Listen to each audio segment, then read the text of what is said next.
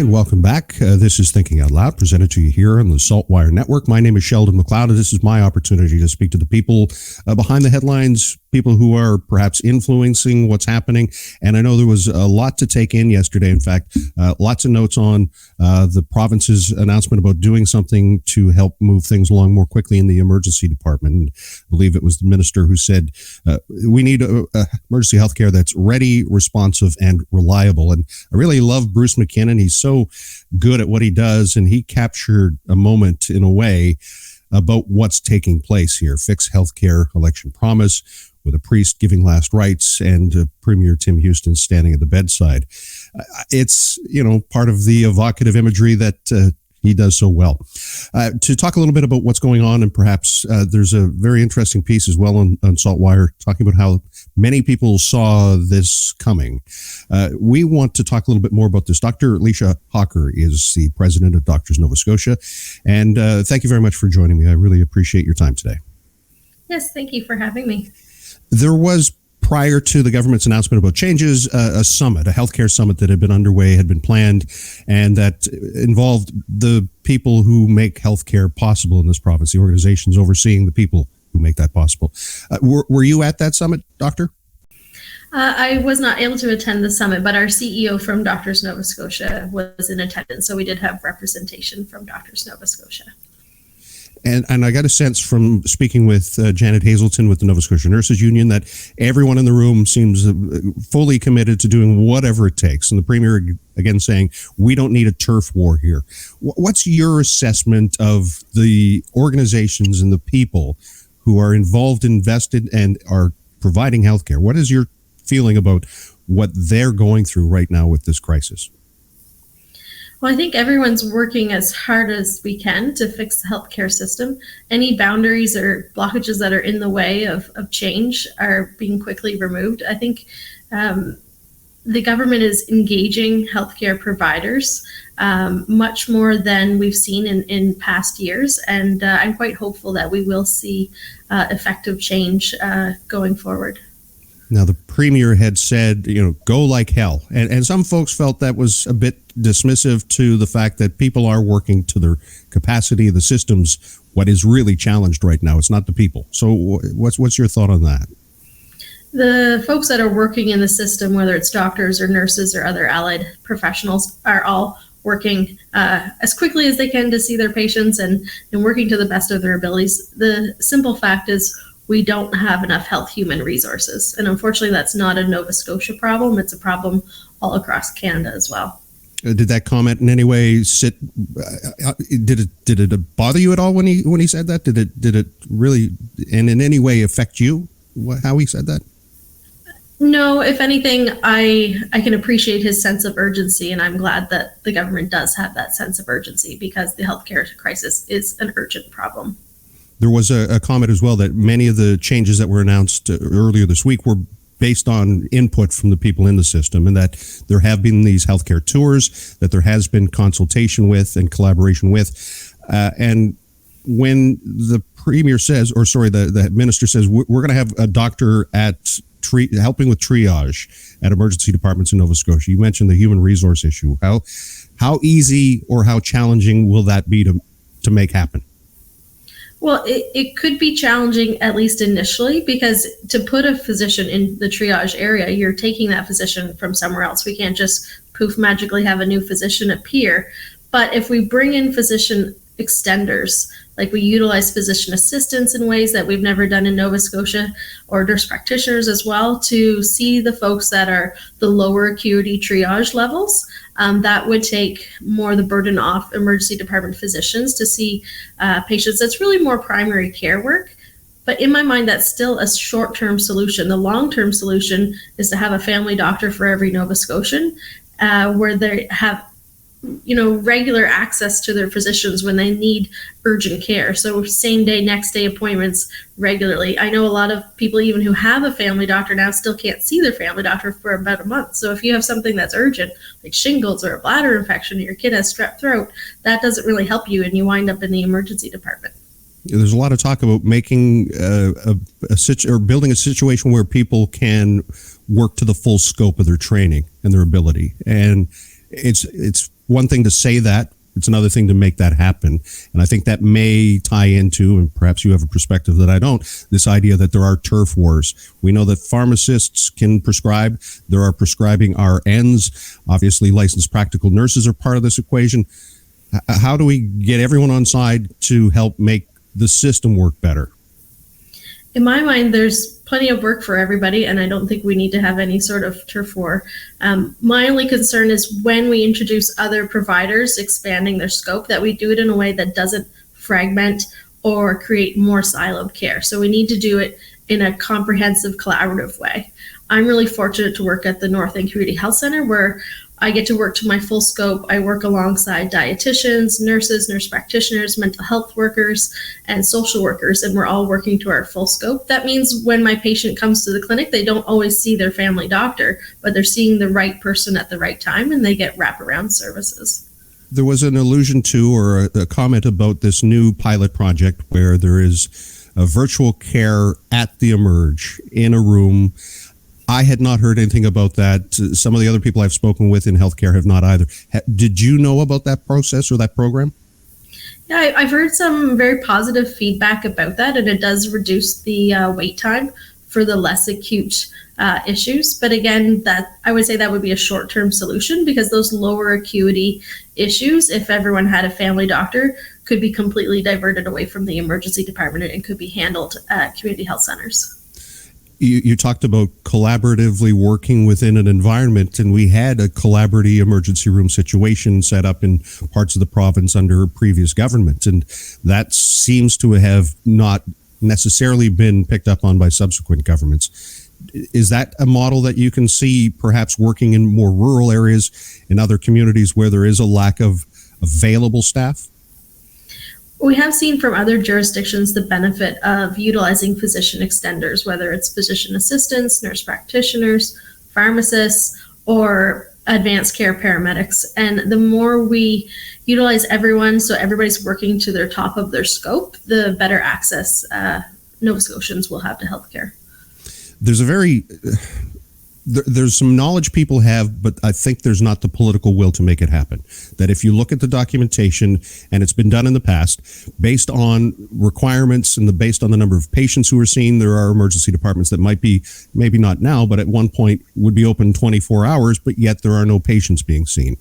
And the idea of any politician standing up to suggest that they would reduce the amount of coverage or care in their community hospital is a dangerous political one. And I'm wondering if there's any sense that you have that that's a serious consideration that someone is bringing to the attention of those politicians. The reason why most of the rural emergency departments have closures is generally due to a lack of staff. So physicians, down on the South Shore, we've seen where one physician was off for a month and the entire emergency department couldn't stay open.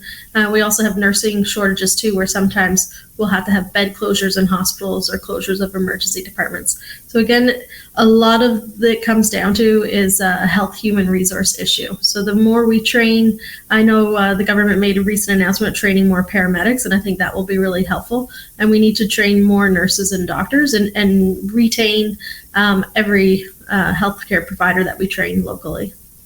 I guess to carry that to another area of patient care, if you have a community hospital where there's an obstetrics unit, yet no babies are being born there, I guess that's what I'm saying. The resources that are there or are in place that are not necessarily being utilized to the full scope because of population, because of demographic. I'm wondering if that's a conversation that's happening. I think that conversation is occurring. I know from a colleague of mine who I graduated medical school with, and unfortunately she now practices outside the province. She did work obstetrics and gynecology in a rural community in Nova Scotia after training, and she did find it difficult to maintain her competencies because the volume was lower than what it would be in a bigger city. Yeah, so I guess to have that, recognize that and then say, we don't have the resources to make that, we don't have the patients to cover that. Maybe it would make sense that patient or those patients travel a little bit further where we can consolidate and have 24-hour coverage and have adequate staffing to give those doctors the ability to maintain those credentials. Does that make sense?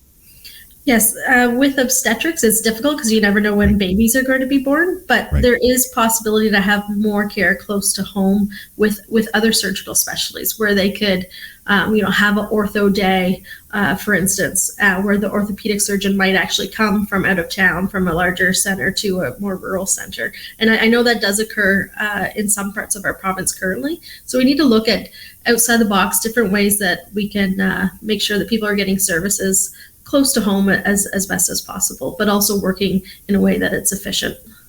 Again, there's this idea that we all have to work together. Everyone needs to be pulling in the same direction to get us to a point where the system is, as the minister described it, ready, responsive, and reliable.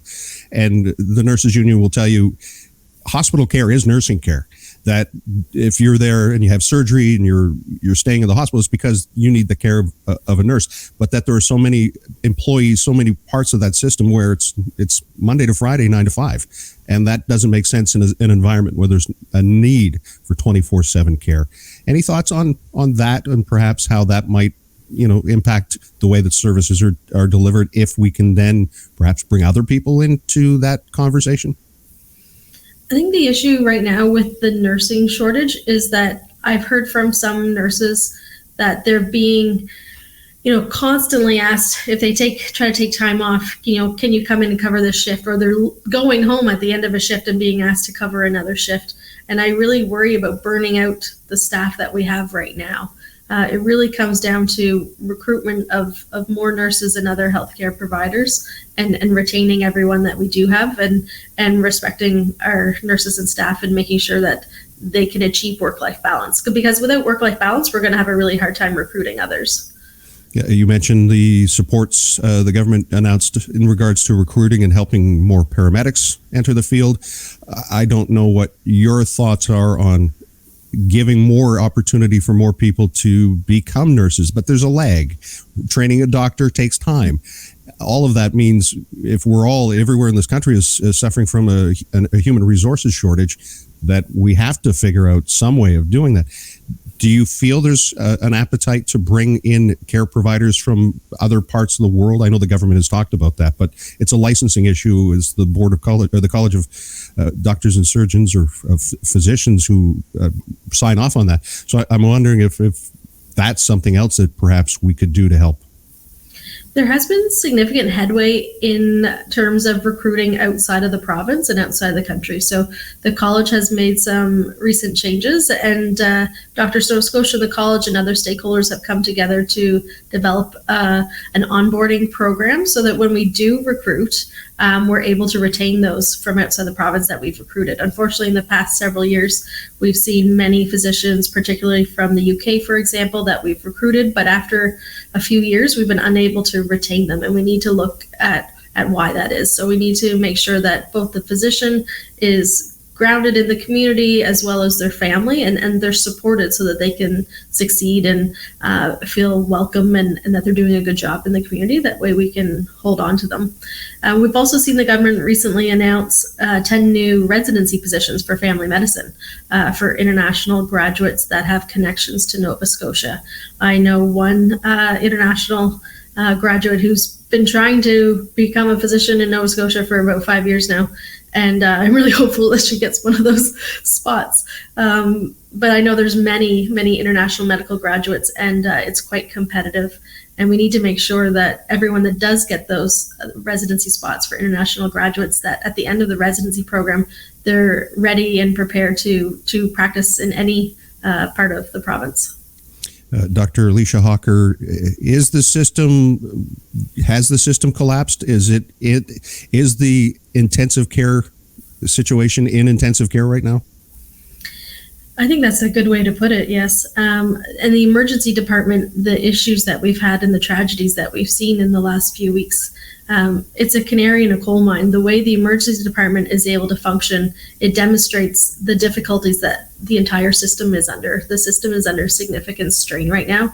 The pandemic did not help, and then the recent influx of viruses over the fall certainly added an increased burden, and those working in the healthcare system are facing significant burnout. So we definitely have a large uphill climb to turn this thing around. The two women who died looking for emergency care over the holidays, some folks would suggest that we should have been able to see that coming. Were you surprised to hear about those outcomes? Unfortunately, I wasn't. I think, like you said, we could predict something like this happening, and we saw it in other provinces as well. New Brunswick had a death in their emergency department, which was similar in scenario, and it really comes down to primary care reform, and if we improve our primary care system, it will improve the hospital and the emergency department system as well.